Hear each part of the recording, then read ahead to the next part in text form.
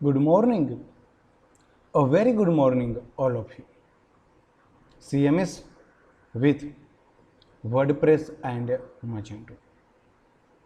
Unit 1 Introduction to OOP and WordPress. As a last session,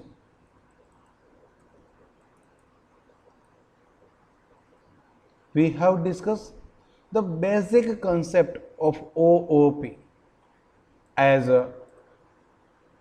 what is a constructor and what is destructor. Constructor is a magic function when object is created, called automatically. Then after discuss is a destructor. Destructor is a called when object is a destroyed in a memory.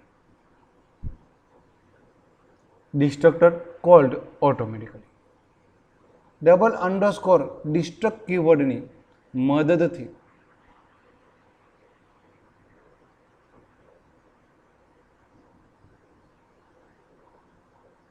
Destructor declare કરી શકાય છે. Now move to the next concept is a inheritance. કોઈ પણ object oriented programming લેંગ્વેજમાં inheritance મહત્વની ભૂમિકા ભજવે છે.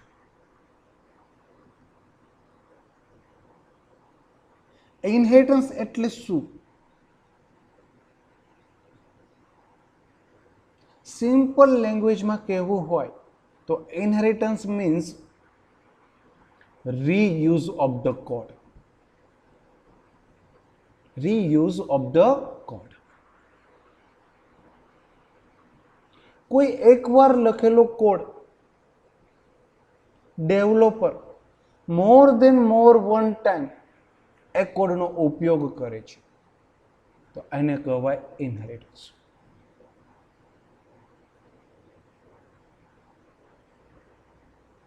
Just for the example, you can view the left hand side figure P and C. P for the parents and C for child.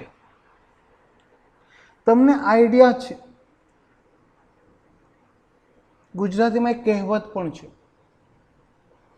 મોરના ઈંડા ચિતરવા ન પડે.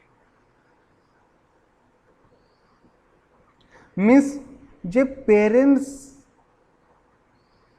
હોય એ પેરેન્ટ્સ ક્લેવર હોય તો એના ચાઇલ્ડ ઓટોમેટિકલી ક્લેવર જ હોય. જે પેરેન્ટ્સ ક્લેવર છે એના ચાઇલ્ડ ઓટોમેટિકલી ક્લેવર છે.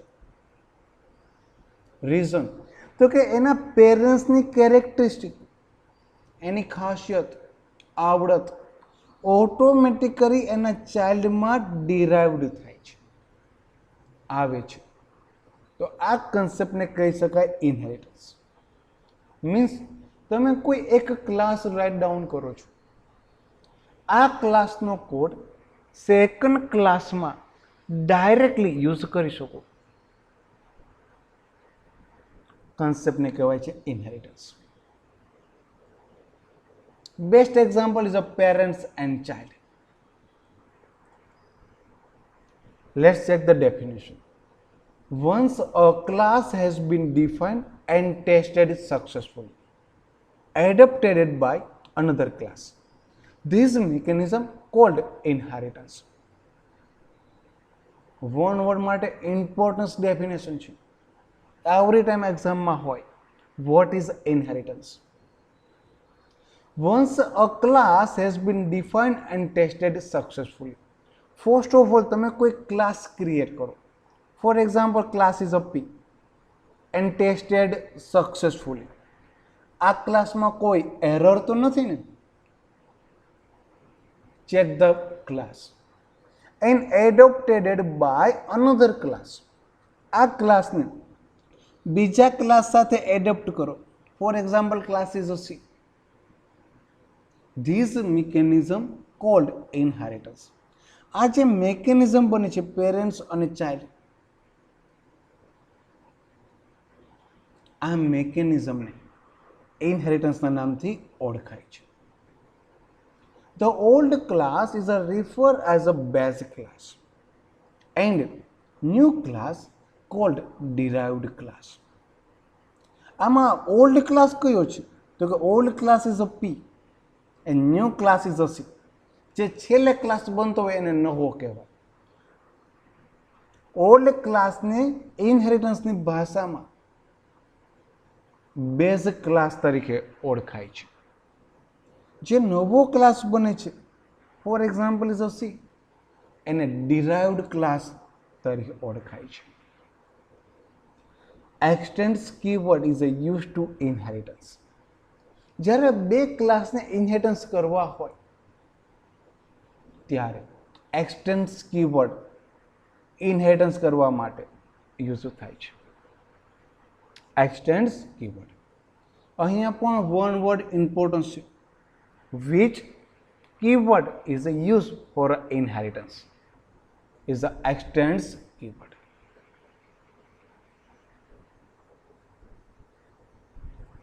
Let's take the example. First of all, start a PHP tag in class ABC. Class એબીસીમાં કોઈ ફંક્શન ડિક્લેર કરવા માટે જાઉં છું. પબ્લિક ફંક્શન એ નામનું યુઝર ડિફાઇન્ડ ફંક્શન છે. બ્રેકેટમાં echo function A is a code of ABC class. જ્યારે એ નામનું ફંક્શન કોલ થાય ત્યારે મેસેજ મળશે function A is a code of ABC class. Now create a second class. હું second ક્લાસને ક્રિએટ કરવા માટે જાઉં છું. ક્લાસ XYZ આ મારો સેકન્ડ ક્લાસ છે. એક્સટેન્સ મીન્સ ઇનહેરિટન્સ. એક્સટેન્સ નામનો કીવર્ડ ઇનહેરિટન્સ કરવા માટે. હવે તમારા બેઝ ક્લાસનું નેમ, તમારે કયા ક્લાસને ઇનહેરિટન્સ કરવો છે? For example class name is ABC. ABC નામનો ક્લાસ ઇનહેરિટન્સ થશે. Public function B echo function B is a code of XYZ class. B નામનું ફંક્શન XYZ નામના ક્લાસનું. Function over class over. $x is equal to new XYZ. હંમેશને માટે derived ક્લાસનો object બને. મારી પાસે અહીંયા ડિરાઇવ્ડ ક્લાસ કયો છે? XYZ. XYZ નામનો ક્લાસ, એનો $એ નામનો ઓબ્જેક્ટ. હવે ઇમ્પોર્ટન્સ, $x એરો ઓપરેટર અને એ ફંક્શનને કોલ કરું છું. રિયલમાં એ નામનું ફંક્શન XYZ નામના ક્લાસનું છે. હું એને ડિરાઇવ્ડ ક્લાસના ઓબ્જેક્ટથી કોલ કરું છું. Reason is a inheritance. Let's check the example. First of all, start on my XAMPP service. Start a Dreamweaver editor.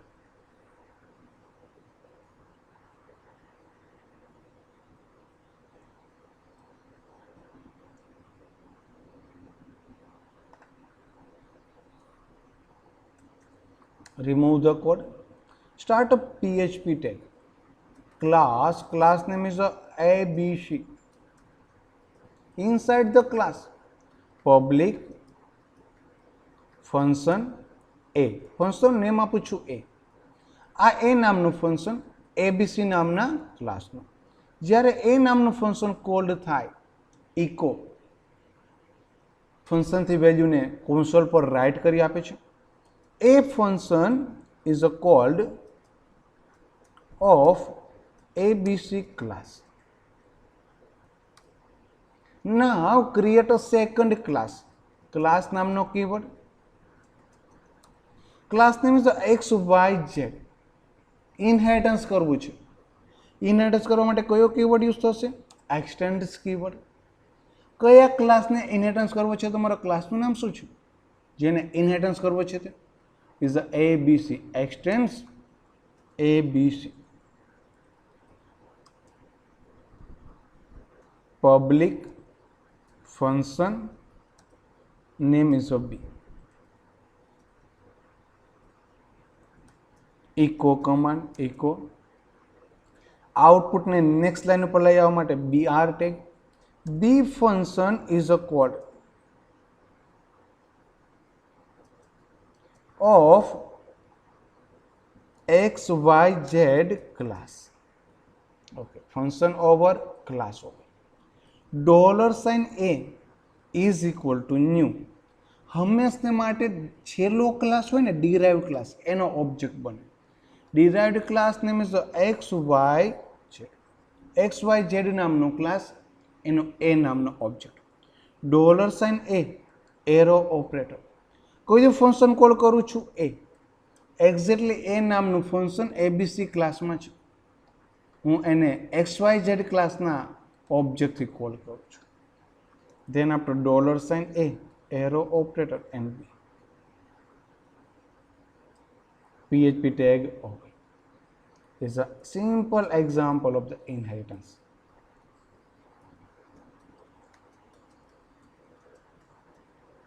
Example.php. File ને સેવ કરું છું. Just extends keyword and base class name. Move to the my browser. Localhost sy class.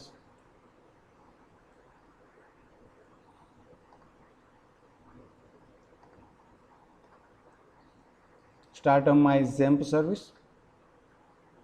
Inheritance example.php. You can view a class is a called for a ABC class. B function is a called for a XYZ class. मैं A class and XYZ આ બંને ક્લાસની ઇનહેરિટન્સનો concept use કર્યો છે.